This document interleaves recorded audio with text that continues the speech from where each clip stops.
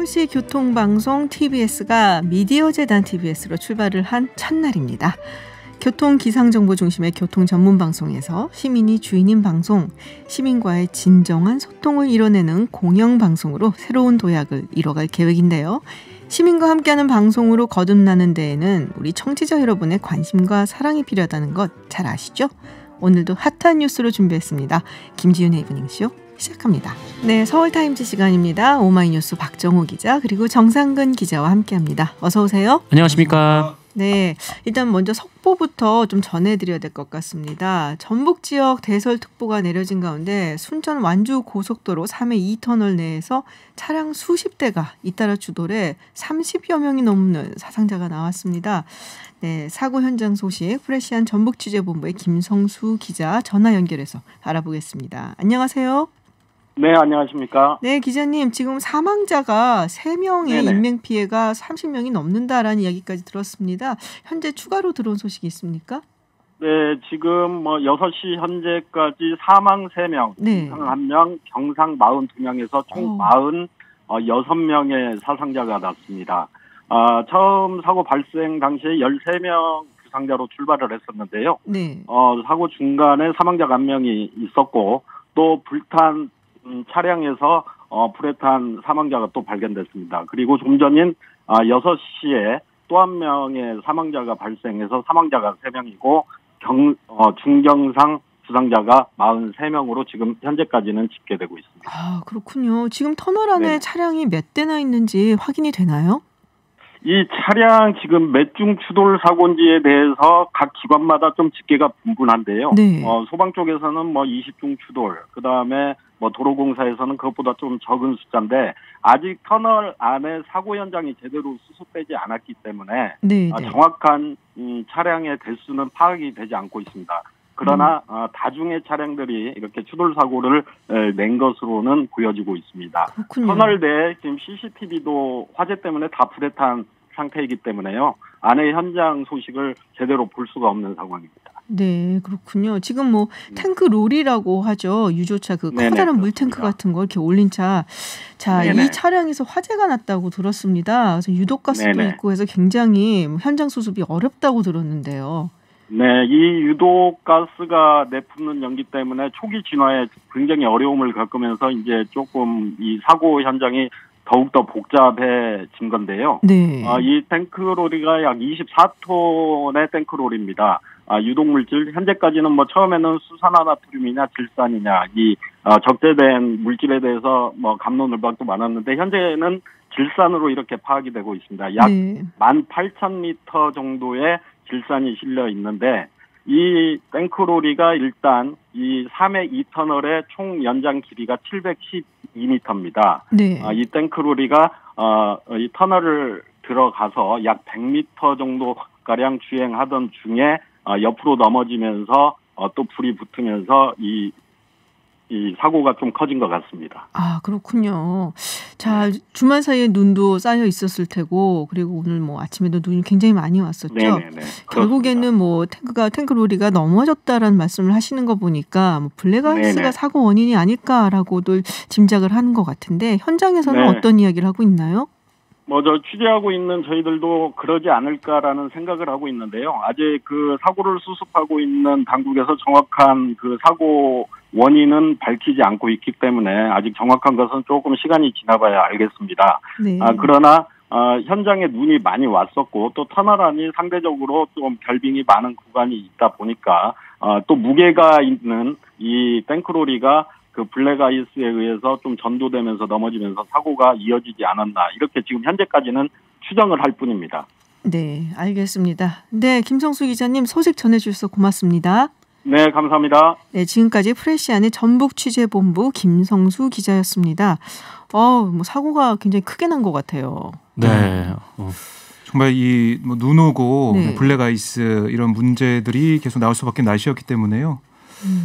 조심해야 될 것 같은데. 네. 특히 이제 터널이 끝나는 부분에 보통 이제 블랙아이스가 걸려 있으면은 이게 좀처럼 이제 사람의 심리상 이게 쉽게 속도를 줄이지 못한다라고 하더라고요. 그래서 터널 안에는 이제 뭐 눈이나 이런 데가 쌓인 데가 없기 때문에 네네. 속도를 좀 내다가 이 터널이 딱 밖에 빠져나오면서 그게 그냥 그대로 미끄러지거나 아니면 브레이크를 좀 나중에 잡으면은 그게 이제 브레이크에 의해서 이제 차가 돌아버리는 그런 현상들이 벌어나는데 그래서 터널 밖에서 일어나는 사고가 좀 많고 어제 같은 경우에도 그 강원도 인제였나요? 네네. 하여튼 거기서 17중 사고가 나서 네, 그것도 이제 터널 밖에서 일어났던 사고이기도 합니다. 그렇군요. 지금 뭐 이제 봄이 거의 다가온다라고 하면서 이번 겨울은 굉장히 따뜻했다. 눈도 못 봤다 했는데 갑자기 또 눈이 오고 하니까 글쎄 뭐 미처 대비를 못한 건 아니지만 어쨌든 약간 좀 블랙아이스도 생기고 그래서 좀 이런 사고가 오늘 좀 많이 생긴 것 같아요. 네. 사실은 보니까 조심해야 될 것 같아요. 정말 조심하셔야 될 것 같습니다.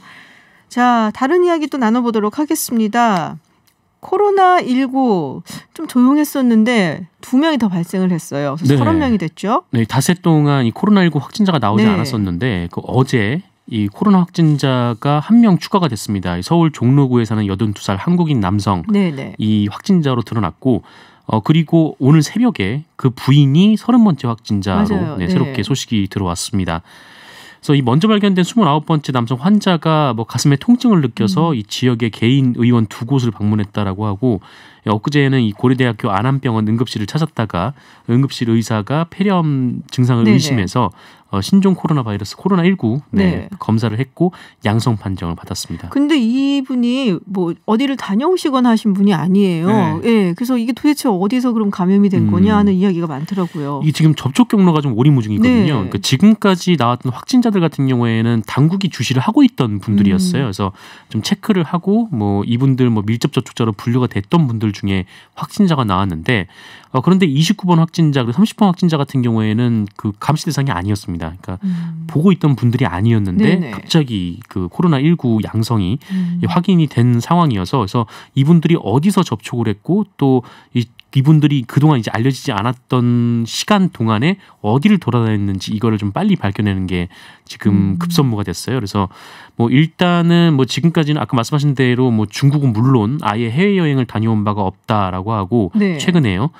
그리고 또 아직까지는 이 확진자들과의 접촉도 확인이 안 되는 좀 상황이어서 그래서 일단은 뭐 역학조사도 해야겠지만 이분들이 접촉한 분들을 격리하는 거를 좀 우선으로 질병관리본부가 지금 일을 하고 있습니다. 그렇군요. 자. 지금 이분이 사실은 이제 종로구에 사시잖아요. 그래서 이낙연 그리고 황교안 예비후보가 좀 긴장하고 있다. 종로라서 아마도 그렇겠죠. 저희도 29번 환자가 종로구에 살고 있다 얘기 듣고 기자들이 그럼 두 사람 어떻게 되는 거야 이렇게 생각을 좀 했어요. 종로구 일대를 좀 돌아다니고 있으니까요. 그러니까 지금까지 밝혀진 29번째 확진자 10일 동안 종로 일대와 주변 의료기관 약국을 방문한 걸로 지금 알려지고 있습니다. 캠프 관계자들 얘기를 좀 들어보니까요. 두 캠프 관계자 모두 이낙연 전 총리나 황교안 대표가 당뇨한 곳은 아니다라고 얘기를 했어요. 겹치는 동선이 없다라는 얘기를 했고요.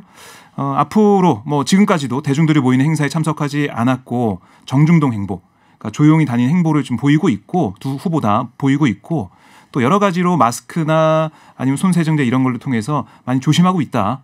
앞으로도 이런 행보를 이어나가겠다. 라는 얘기를 하고 있습니다. 그렇군요. 근데 이 29번 환자가 확진이 된 이후에 29번 환자가 확진이 됐으니까 그 부인 되시는 분은 당연히 밀접 접촉자이잖아요. 근데 그 기자가 만나서 인터뷰를 해버렸어요. 그래서 이 기자도 지금 밀접 접촉자로 분류가 되어야 하는데 자가격리? 지금 격리에 들어갔는지 어떻게 됐는지 지금 해당 매체에서는 아직 얘기가 지금 없는 상황입니다. 그렇군요. 자, 뭐든 좀 이제는 스스로 알아서 좀 조심해야 되는 그런 시기가 온 것 같아요. 이게 위험이 높은 분이셨잖아요. 감염 위험이 높은 부부니까 그런 상황이었는데 좀 무리해서 뭐 취재를 한 게 아니냐 이런 생각도 좀 들더라고요. 조심하세요들. 두 분은 무리해서 그렇게 취재하지 마시고요. 이런 일 없어야겠죠. 부산의료원에서 사망한 40대 남성은 일단 코로나19 진단 결과 음성으로 나왔다라는 말씀 전해드리고요. 지금 일본 크루즈에 탑승한 국민들, 우리 국민들이 또 한 14분 계시잖아요. 그렇습니다. 우리 정부가 이송을 하기로 결정을 했다라고 이야기가 들어와 있습니다. 제가 알기로는 제1교포 분들이 거기 많이 계시다고 들었는데 대부분 제1교포다라고 들었거든요. 승객이 9분인데 이 중에 8분이 뭐 일본 일본에 지금 그 살고 계시는 분이고 이제 한 분만 이제 한국에서 거주를 하는 분이기도 하고요. 승무원분들이 5분인데 이 5분 중에 2분만 한국에서 거주를 하고 나머지 3분은 일본과 다른 나라에서 지금 거주를 하고 있는 상황이라고 합니다. 그래서 일단 정부에서는 이분들이 그 한국으로 올 의향이 있는지 없는지를 지금 확인을 하고 있다라고 해요. 근데 일전에 확인을 했을 때는 오고 싶다는 분이 계셨다라고 하거든요. 그래서 일단 몇 분이 오시는지가 파악이 되면 이 전세기의 규모를 결정하고 그다음에 일본 당국과의 협의를 거쳐서 데려올 것으로 보입니다. 그렇군요.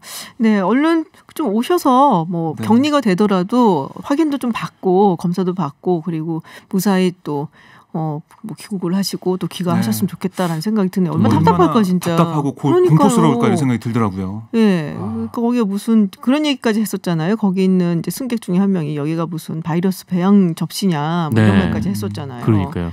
그러니까 이분들도 처음에는 뭐 굳이 일본에서 살고 계시니까 뭐 한국으로 올 생각은 그렇게 많지 않았던 것 같은데 어디든 갈 것 같은데요. 저 같으면 지금 상황이 너무 안 좋아져가지고요. 자, 미래통합당이 드디어 출범을 했습니다. 보수 분야 3년 만에 출범했고 핑크색. 해피핑크. 아니 제가 지난주에 밀레니얼 핑크라고 말씀드렸잖아요. 그러니까 핑크에 베이지색이 들어간 그러니까 부드러운 흐릿한, 핑크, 흐릿한 핑크라고 했는데 이게 바뀌었습니다. 해피핑크로. 해피핑크. 그러니까 베이지색이 들어간 밀레니얼 핑크는 약간 좀 흐린 느낌이 들어서 눈에 띄지 않는다. 총선 때 불리할 것이다라는 얘기가 나왔대요. 그래서 붉은색을 더 넣은. 약간 조금 더 진한 진홍빛이 나는 꽃핑크? 분홍색. 그러니까 형광 느낌도 좀 나던데 오늘 황교안 대표와 이준석 뭐 최고위원이 입고 있는 모습 보니까 형광색 느낌 좀 나던데 어쨌든 해피핑크로 바꿨습니다. 저희 예전에 외할머니가 좋아하시던 색깔이에요. 유권자를 겨냥한. 그렇지. 담요도 있었어요. 그렇게 볼 수가 있겠네요. 미래통합당의 설명은 뭐냐면 자유 대한민국을 지키고자 하는 DNA 이 피 한 방울이 깨끗함을 상징하는 흰색에 떨어져서 국민 행복을 추구하는 색깔이 됐다. 이게 해피핑크다라고 설명을 했습니다. 근데 행복을 추구하는데 피 한 방울 얘기는 조금 뭔가 지키자는 거죠. 앞뒤가 안 맞는 것 같기도 하고. 지키자는 거고요. 헌혈을 열심히 해 잠깐. 그리고 뭐 상징표는 하나된 자유 대한민국의 힘으로 정했고요.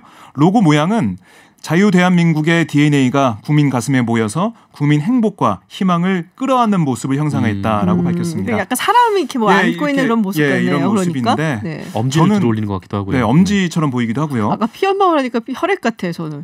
혈액하는 게 떨어지는 그렇게 볼 수도 있고요. 저는 이게 행복을 강조하는 모습 보면서 예전 새누리당 시절에 국민 행복 시대 이게 좀 떠오르더라고요.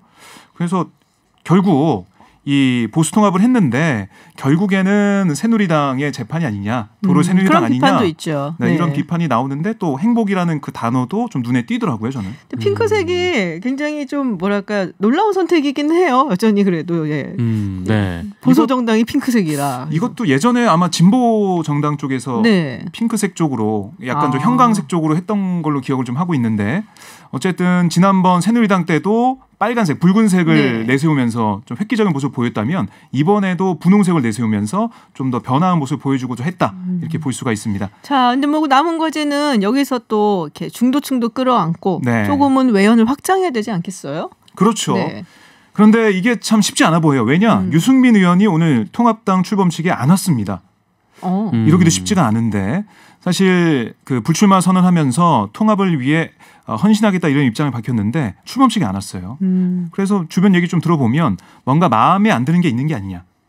황교안 대표랑도 만남도 불발이 됐고 여러 가지 상황에 좀 만족하지 않고 좀 더 탐탁지 않게 생각하는 게 아니냐 이런 분석이 좀 나오고 있고요. 그렇군요. 또 한 사람 주목되는 게 바로 안철수 의원입니다. 안철수 전 의원. 마이웨이를 계속하고 있는데 안철수 전 의원이 국민의당 이름으로 창당하지만 선거연대를 할지 아니면 통합까지 갈지 통합은 힘들 것으로 보이는데 선거연대까지라도 갈 수 있을지 이게 관심이 모아지고 있습니다. 도로 새누리당이란 비판이 피하려면 두 인물이 어떻게 함께하느냐 이게 중요해 보입니다. 그렇군요. 그 부분에 대해서는 저희가 3부에 이태규 의원 인터뷰가 지금 잡혀 있습니다. 그때 한번 제가 여쭤보도록 하고요. 교통정보 듣고 와서 다시 이야기 나누겠습니다. 서울타임즈 돌아왔습니다. 자, 경향신문과 임미리 고려대 교수 고발에 대한 후폭풍이 주말 내내 있었습니다. 민주당 측에서 일단은 고발은 취하를 했고 그리고 계속 이야기가 나와서 이낙연 전 총리가 공식 사과를 했어요. 네, 그렇습니다. 이 전 총리가 오늘 서울 종로구 부암동에서 기자들을 만나서요. 이렇게 얘기했습니다. 겸손함은 이렇거나 또 겸손하지 않게 보인 것들에 대해 국민들께 미안하게 생각한다. 앞으로 저부터 더 스스로 경계하고 주의하겠다. 당도 그렇게 해주기를 기대한다라고 말을 했는데요. 특히 기자들이 이 전 총리 개인적인 차원의 사과인가라는 질문을 했거든요. 그렇게 질문하니까 이낙연 전 총리가 그렇다 이렇게 얘기하면서도 공동 상임선대위원장에 내정된 사람으로서 사과한 것이다라고 얘기를 했습니다. 그렇군요. 임미리 교수 반응은 나왔나요? 네, 임미리 교수는 뭐 수용한다 이런 입장을 밝혔어요. 네네. 임 교수는 오늘 오후 기자들에게 보낸 입장문에서 민주당 당대표의 공식 사과가 없는 것은 유감이나 당 공동상임선대위원장을 맡기로 한 이 전 총리와 또 남인순 최고위원이 오늘 유감스럽다 이런 취지의 발언을 했거든요. 오늘 당회의에서. 그 발언을 의미 있게 생각하고 수용한다라고 얘기를 했습니다. 그러면서 바라기는 민주당이 촛불혁명의 의미를 되새기고 제 칼럼이 의미하는 바가 무엇인지 깊이 되새겼으면 좋겠다라고 덧붙였습니다. 예, 아마 당 내에서도 그렇고 청와대에서도 뭐 좀 반응이 나왔던 것 같아요. 청와대 신동호 연설비서관인가요? 네, 뭔가 이렇게 SNS에 글을 썼는데 조심하자 뭐 이런 류였던 것 같아요. 제 생각에는. 네, 읽어봤더니. 당 내에서도 뭐 좀 너무했다. 뭐 임미리 교수의 글의 내용 그게 뭐 어떻게 보면 정치적 목적이 있든 없든 그걸 떠나서 언론과 그리고 그 칼럼을 쓴 그 교수에게 그런 법적인 조치를 취한 거는 문제가 있었다. 좀 너무 나간 것이다. 이런 뭐 지적이 좀 있었습니다. 그렇군요. 자, 지금 총선을 앞두니까 이제 당들이 다 예민한 것 같아요. 정당들이 지금 뭐 근데 지금 공천 이제 한창 경쟁 중인데 금태섭 의원 이쪽은 추가 공모를 한다는 얘기가 들어와 있고요. 지금 그렇습니다. 네, 그리고 조홍천 의원 같은 경우도 마찬가지로 지금 뭐 단수 공천은 아닌 것으로 지금 이야기가 나오고 있는데요. 뭐 금태섭 의원 같은 경우는 주목을 받았죠. 그렇죠. 그동안 공수처 법안 관련해서 기권을 했고요. 또 그동안 조국 전 법무부 장관 인사청문회 때 뭐 과연 법무부 장관의 적임자인지 많은 분이 의문을 제기한다 이런 발언을 해서 지지자들이 비판을 받기도 했습니다. 특히 정봉주 전 의원이 이 지역에 출마하겠다라고 했는데 당에서 부적격 판정을 내리면서 정봉주 전 의원이 뭐 앞으로 상황을 보고 자신의 거취를 결정하겠다 이렇게 얘기했어요. 뭐 열려 있는 그런 거취 결정인데 금태섭 의원이 그러다 보니까 뭐 열심히 하겠다 이런 얘기는 하고 있지만 지지자들 사이에서는 좀 비판을 좀 많이 받고 있죠. 지금도. 그렇죠. 그래서 당 결정 이번 결정을 보면 추가 공모라는 건 어떻게 보면 정봉주 전 의원을 지지하는 지지자들 좀 달래고 시간을 좀 벌어보려는 그런 취지도 있고 아니다. 금태섭 의원이 그동안 보여줬던 그 소신 이런 게 당과 맞지 않았다라는 걸 좀 보여주는 게 아니냐 이런 분석도 나오고 있습니다. 그렇군요. 네. 쉽게 공천은 아니다. 그렇습니다. 뭐 조홍천 의원 같은 경우도 뭐 지난번에 조국 사태로 많은 의원이 지옥을 맛봤다라는 말을 한 적이 있잖아요. 뭐 그런 걸로 인해서 3인 경선 지역이 된 게 아니냐 이런 얘기도 기자 사이에 좀 했는데요. 당은 뭐 그런 건 아니다. 원래 현역 의원들이 있는 지역을 다 경선 지역으로 해서 그런 어떤 경험과 경륜과 능력을 검증해 보겠다는 차원이다 이렇게 얘기하고 있습니다. 그렇군요. 자, 지금 수용성이라 그래요. 수용성. 뭐 강남은 이미 지나서 마용성에서 수용성으로 갔죠. 수용성에서 어디냐? 수원, 용인, 성남. 이게 이제 한쪽을 누르니까 이 뒤 주변이 또 오르고 거기까지 누르니까 또 다른 주변이 오르고 지금 뭐 그런 현상인 것 같은데 지금 이게 집값이 자꾸 높아지니까 좀 이제 부동산 규제를 넓혀야 되는 게 아니냐라는 의견에 이제 민주당 측에서 청와대 측에서는 이제 그런 생각 갖고 있는데 민주당 측에서는 이제 총선이 앞두고 있으니까 좀 난색을 표했다라는 얘기가 있어요. 그러니까 지금 집값이 급등하고 있는 수용성 이 지역을 추가 규제할지를 놓고 정부와 여당이 시각차를 보이고 있는 겁니다. 국토부는 빨리 이번 주에 이걸 결정해서 좀 집값을 잡고 싶은데 당의 입장은 달라요. 총선이 다가오고 있기 때문에 그 지역 의원들 얘기 좀 들어보면 그 지역 주민들은 아니 우리 오른 것도 없는데 우리 지역이 왜 뭐가 이렇게 올랐다고 많이 올랐던데요. 그런 말씀하신대요. 지역 주민들께서는. 그래서 이런 차이점이 좀 있고 조정식 더불어민주당 정책위 의장이 오늘 기자들과 만나서 이렇게 얘기했어요. 당내 우려하는 기류가 있다. 선거를 치르는 의원들 입장에서는 그런 우려를 할 수 있다라고 얘기를 했고 최종 결정된 사안은 없다. 당정간 논의 중이다라고 얘기했어요. 그러니까 이렇게 당정청을 쭉 놓고 보면 정부와 여당 사이의 기류가 좀 다르다는 걸 인정한 거잖아요. 그렇죠. 그러니까 그만큼 현역 의원들 아니면 그 지역에 출마하는 예비 후보들은 너무나 힘들다는 거죠. 그래서 만약에 정부가 이 기류들을 좀 읽어서 좀 약하게 규제할지 아니면 좀 늦춰서 총선 이후에 규제할지 어떤 결정을 하든 좀 후폭풍이 있을 것 같습니다. 그렇군요. 자, 마지막으로 우리 정상근 기자 가지고 오신 소식인데 오늘 뉴스타파가 윤석열 검찰총장 부인인 김경희 씨의 주가 조작이 연루되어 있다라는 그 내사를 받았다라는 이야기를 뭐 기사로 터뜨렸는데 네네. 네. 이 사건이 시작된 때가 2009년이고 내사가 있었던 때가 2013년인데 굉장히 좀 오래 지난 이후에 이게 보도가 나온 거죠. 이 윤석열 검찰총장의 아내인 김건희 씨가 이 도이치모터스 주가 조작 의혹에 연루가 됐다. 그래서 경찰이 지난 2013년에 내사를 벌였다. 이렇게 뉴스타파가 보도를 했는데 뉴스타파는 그 증거로 이 경찰의 수사첩보 보고서를 입수해서 그걸 증거로 제시를 했습니다. 그래서 뭐 여기에 보면은 뭐 김건희 씨의 이름이 올라가 있는 건 맞는데 어쨌든 이게 어떻게 된 거냐면은 당시 이제 도이치모터스라 회사의 권오수 회장이라는 사람이 2010년부터 2011년 사이에 좀 주가가 떨어지고 회사가 어려우니까 주식시장의 선수로 활동하던 이모 씨와 공모를 해서 이 도이치모터스의 주가를 인위적으로 시세 조정을 했고 이 김건희 씨는 이 작전에 이른바 전주, 그러니까 돈을 대주는 사람으로 참여를 했다. 라는 겁니다. 전문용어로 쩐주라고 얘기하죠, 우리가. 근데 이제 경찰 입장에서는 이것은 이 도이치모터스 대표하고 그다음에 이제 선수라고 불리는 이모 씨에 관련된 이 이른바 주가 조작 의혹 사건이었지. 이 김건희 씨는 일종의 이제 조연이었다라는 좀 그런 입장이었던 것 같아요. 그래서 이 김건희 씨뿐만 아니라 뭐 어떤 이제 기자라든지 아니면 뭐 그 금융업계 종사자라든지 이런 사람들도 뭐 일종의 이제 조연으로 이 범죄에 연루된다고 좀 보기 어려운 좀 그렇게 들어가 있는 경우도 있는데 이 김건희 씨에 대해서 뭐 얼마 정도로 이 경찰이 뭐 내사를 했는지 뭐 거기에 대해서는 뭐 지금 알려지지 않았습니다. 그렇군요. 이 얘기가 근데 갑자기 지금 나오는 거가 2009년이면은 결혼하기도 전인 것 같은데?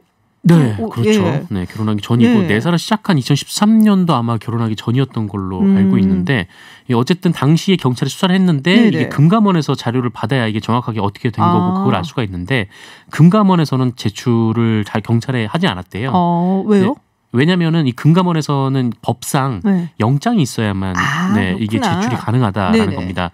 근데 검찰에서는 그 검찰이 이제 얘기는 못 하고 경찰 내사 단계에서 종료가 됐는데 근데 또 청문회에서도 이 문제가 잠깐 제기가 된 적이 있었는데 그때 이제 윤석열 총장이 관련 자료를 제출하지 않은 데다가 또 핵심 증인인 이 도이치모터스의 회장이 청문회 출석을 거부해서 그때 이제 제대로 다루지 못했고 이후에 뉴스타파가 이거를 추적하던 중에 누군가로부터 이 문건을 제보를 받아서 보도를 했다라는 게 뉴스타파의 설명입니다. 그렇군요.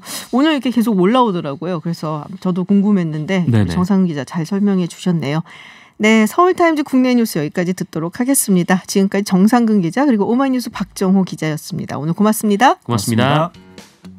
네, 해외 뉴스 알아보는 서울타임즈 시간입니다. 전주현 캐스터와 함께합니다. 안녕하세요. 네, 안녕하세요. 네, 오늘 뭐 굉장히 많이 막히는 것 같더라고요. 꼼보야님이 지금 문자 보내셨는데 집까지 한 15km 30분이면 오는데 오늘은 뭐 접촉사고도 2건이나 있었고 1시간 걸렸다 그러셨네요. 길이 미끄러우니까요. 맞아요. 안전운전 하셔야 되고 진짜 속도를 줄이셔야 됩니다. 네. 자, 일본 크루즈선 다이아몬드 프린세스호 이야기를 나누겠습니다. 우리 정부도 지금 이제 우리 국민들을 한국 쪽으로 이송하는 이야기를 해보겠다라고 했는데요. 미국은 이미 귀국기를 올렸어요. 네, 제일 처음 전세기를 미국이 보냈죠. 그래서 전세기 2대가 오늘 하네다 공항을 출발해서 미국으로 떠났습니다. 전세기에는 크루즈선에 탔던 한 380명의 미국인들 중에서 귀국을 원한 330명 정도가 탑승을 했어요. 이 중에 이제 미국인은 44명이 확진 판정을 받았거든요. 근데 이 전세기에 이렇게 확진 판정을 받은 사람들도 탑승을 했습니다. 근데 판정을 받긴 했는데 아직 증세가 없는 분들이에요. 그래서 기내에서 따로 텐트를 친 구역에 앉은 것으로 알려졌습니다. 미국인들은 도착을 한 후에 2주 동안 격리 생활을 해야 되고요. 격리 기간 후에도 감염이 되지 않은 것으로 확인돼야만 집으로 돌아갈 수 있습니다. 일단 캘리포니아에 있는 트래비스 공군기지, 텍사스에 있는 랭랜드 공군기지에 나눠서 14일 동안 격리를 하게 되는데요. 격리 중에 감염 증세를 보이게 되면 기지 밖에 있는 시설로 이송이 된다고 합니다. 그리고 미국이 보낸 데 이어서 이제 미국이 보냈으니까 홍콩도 지금 330명 정도의 홍콩 시민이 타고 있거든요. 그래서 많이 타고 타고 있네요. 많이 타고 있죠. 그래서 전 세계 투입 날짜를 지금 일본과 이제 조율 중이고요. 대만도 한 20여 명의 대만 국민이 타고 있는데 시민의 철수를 돕기 위해서 전 세계를 보내기로 했고 캐나다 정부도 자국민을 대피시키기 위해서 전 세계를 보내겠다 이렇게 밝혔습니다. 그렇군요. 자, 일본이 뭐 여러 가지로 좀 힘든 것 같아요. 지금 유람선 얘기를 했는데 지금 이제 크루즈선 얘기를 했는데 네네. 그 유람선 이름이 뭔가요? 야카타부네라고 일본말로는 되어 있는데 이렇게 지붕이 있는 소형 놀이배. 그러니까 우리 유람선 이렇게 많이들 말씀을 하시더라고요. 근데 거기서 어떻게 하다가 집단 감염이 그러니까 15일이나 16일에 중국 우한시에서 관광객들이 와서 이 놀이배를 타게 된 거예요. 근데 이제 15일, 16일이었잖아요. 네네. 근데 이제 며칠 뒤인 18일에 개인 택시 조합의 신년회가 여기서 열렸습니다. 그래서 조합에 소속된 기사들과 가족들 모두 70여 명이 참석을 하게 된 거예요. 근데 이제 어제까지 현재로 이 신년회에 참석한 사람 중에서만 운전사 6명, 가족 3명, 놀이배 종업원 2명, 11명의 코로나19 감염이 확인이 됐고요. 네. 신년회에 참석을 안 했는데 여기 참석했던 사람들과 직접 접촉을 했거나 아니면 간접 접촉을 한 감염자도 4명이 나왔습니다. 그러니까 직간접적으로 관련된 분이 15분이 지금 감염이 된 걸로 확인이 된 거예요. 이게 한마디로 좀 약간 폐쇄적인 공간에 함께 있으면 굉장히 위험하네요. 더 위험했던 게 이제 한 2시간에서 2시간 반 정도 코스로 이제 다녀오는 구간이래요. 근데 1월 18일에 열렸던 신년회는 당일에 비가 왔답니다. 비가 많이 오니까 창문을 열질 못했대요. 그래서 이제 환기가 제대로 이루어지지 않았고 70여 명이 이제 이게 뭐 큰 배는 아니니까요. 네. 옆 사람과 팔이 닿을 정도로 밀집된 공간에서 이렇게 장시간 동안 함께 식사를 한 겁니다. 그래서 전문가들이 좁고 폐쇄된 공간에서 접근된 상태에서 감염자랑 식사를 하면 많은 사람이 감염될 수 있다. 그래서 증상이 없거나 가벼운 감염자라도 다른 사람에게 쉽게 옮길 수 있었던 환경이었다라고 얘기를 했습니다. 문제는 지금 15명으로 끝나지 않을 수도 있다는 점인데요. 왜냐하면 여기 모였던 분들의 직업이 택시 기사분들이었잖아요. 또 운전하고 다니셨을 그렇습니다. 거예요. 많은 또 손님들을 태우는 그런 특징이 있기 때문에 지금 일본 정부가 긴장을 하고 있는데 지금까지 한 200명 정도의 접촉자를 확인해서 바이러스 검사를 하고 있는데 택시 승객들의 소재 확인이 다 되지 않을 경우가 있거든요. 그렇기 때문에 지금 우려가 커지고 있습니다. 일본이 뭐 아주 긴장하고 있겠다라는 생각이 좀 듭니다. 이 얘기가 흥미롭더라고요. 그러니까 우한 바이러스 연구소에서 코로나19 바이러스가 유출된지 않았다라는 얘기가 나오면서 우한의 질병예방통제센터가 우한의 뭐 CDC라고 할 수가 있겠죠. 그렇습니다. 여기 얘기가 나오고 있어요. 그러니까 처음에는 우한 바이러스 연구소 얘기가 나왔잖아요. 왜 에볼라 바이러스 같은 치명적인 병원균을 다루는 곳에서 나왔다 이런 얘기가 있었는데요. 초기에. 지금 화난 이공대학 생물과학 및 공정학원의 샤오보타오 교수가 글로벌 학술 사이트 리서치게이트에 논문을 발표했다고 홍콩 언론들이 얘기를 했는데 이 샤오보타오 교수는 그 우한 바이러스 연구소보다는 우한 질병예방통제센터가 진원지일 가능성이 더 커 보인다. 거기가 그 수산시장에 훨씬 가깝습니다. 왜냐하면 우한 바이러스 연구소는 시장에서 12km 정도 떨어졌는데 이 예방통제센터는 280m밖에 떨어져 있거든요. 그래서 더군다나 이제 숙주를 쥐터우박쥐가 아니겠느냐 이렇게 보고 있는데 지금 우한에서 900km 떨어진 윈난성, 저장성 등에 서식을 하면서 식용으로는 잘 쓰질 않는데요. 그래서 샤오 교수가 이 점을 꼽았는데 우한 질병예방통제센터가 2017년과 작년에 실험용으로 박쥐를 대거 잡았는데 여기에 사스 바이러스를 가졌던 쥐터우박쥐가 포함돼 있었다라고 얘기를 지금 샤오 교수는 하고 있습니다. 그래서 이 센터가 당시에 이제 박쥐의 세포 조직을 떼어내서 DNA와 RNA 배열 등을 연구했는데 여기에서 이제 오염된 쓰레기가 버려졌는데 이것을 통해서 지금 바이러스가 더 확산이 된 게 아니냐라는 게 샤오 교수의 주장입니다. 그래서 지금 중국이 코로나19 감염자 첫 번째 환자의 신상을 정확하게 얘기하진 않고 있거든요. 누구라고. 그래서 지금 우한 바이러스 연구소에 있었던 대학원생 황옌링이라는 여성이 아니냐 이런 소문이 SNS에서 확산이 됐었는데 이 바이러스 연구소 측은 그렇게 비공식적인 최초 감염자라고 불리는 여성이 없고 황 씨가 2015년까지만 일을 하다가 후배의 성을 떠났고 지금은 건강 상태가 양호하다. 따라서 이런 소문은 가짜뉴스다라고 얘기를 했고요. 또 우한 연구소에서 박쥐 바이러스를 연구한 스정리 연구원도 자신의 SNS를 통해서 내 인생을 걸고 이 코로나19 바이러스는 우리 연구소랑 관련이 없다. 이런 해명을 내놓기도 했습니다. 그렇군요. 자, 미국 이야기를 좀 해보겠습니다. 블룸버그 전 뉴욕 시장 지금 뭐 계속 상승세를 타고 있는데 플로리다주 여론조사에서 1위를 기록했다라는 얘기가 들어와 있어요. 그렇습니다. 네. 다음 달 17일에 플로리다에서 경선이 치러지는데요. 대의원이 219명이나 배정돼 있습니다. 그래서 슈퍼 화요일에 투표하는 캘리포니아, 텍사스랑 같이 최대 격전지로 꼽히는 곳인데요. 네.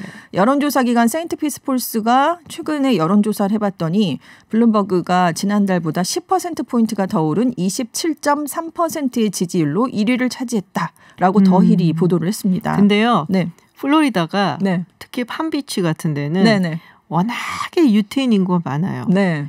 블룸버그 유태인이잖아요. 그렇습니다. 그리고 이 팜비치는 아마 미국 전미에서 유태인 인구 많기로는 한 3번째쯤 되는 네, 곳일 손꼽히는. 거예요. 예, 네. 그래서 아마 이제 그 유태인 표심이 참 같은 유태인이 블룸버그한테 네. 많이 가지 않았나 싶어요. 지금 바이든 부통령이 워낙 지난달까지만 해도 41%였는데 네. 이번에 해보니까 25.9%로 2위에 오르긴 했는데 정말 뚝 떨어진 반토막인데요 거의. 그렇죠. 네.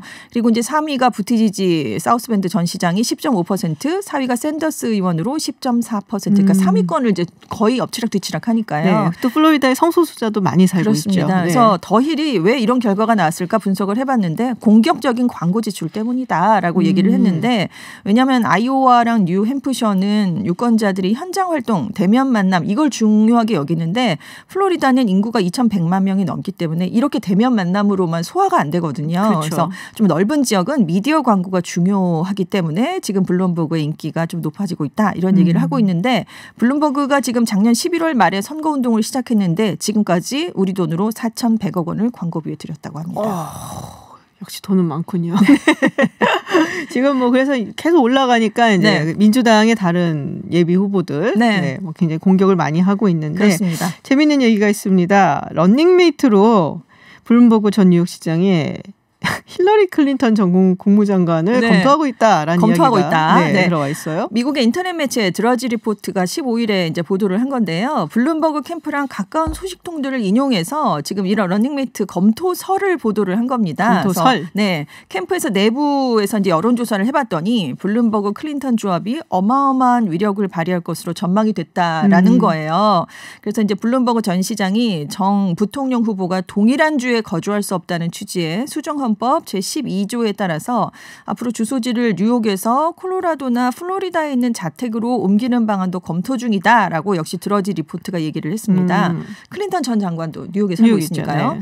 그래서 지금 블룸버그 캠프 측은 우리는 부통령 관련 추측이 아닌 경선과 토론에 집중하고 있다라고 얘기를 했지만 네. 아니라고 얘기는 안 한 거예요. 그러네요. 네네. 아니라고 얘기는 안 했네요. 부인을 하지 않았고 지금 클린턴 전 장관 측에서는 특별한 입장을 내놓지는 않고 있는데 6일에 토크쇼에 나갔습니다. 그래서 러닝메이트 관련 질문을 받은 적이 있거든요. 근데 그때는 그런 일은 일어나지 않을 것이다. 아마도 아니다. 나는 그런 일이 일어나지 않으리란 걸 안다. 뭐 이렇게 얘기를 한 적이 있대요. 뭐 안 하겠다라는 얘기는 또 아니잖아요. 들어와도 나는 안 한다는 아니기 때문에 여러 가지 관측이 지금 나오고 있는데 만약에 러닝메이트가 되면 트럼프 진영이 얼마나 클린턴을 공격하는 데 집중하겠느냐 그렇죠. 이런 얘기가 나오고 있습니다. 아마도 여성에 대한 비하 발언을 했었다라는 것 때문에 네네. 아마도 클린턴 지금 얘기만 하는 게 아닌가. 크게 네. 논란이 되고 있으니까요. 네, 그래서 그런 생각이 좀 들기는 합니다.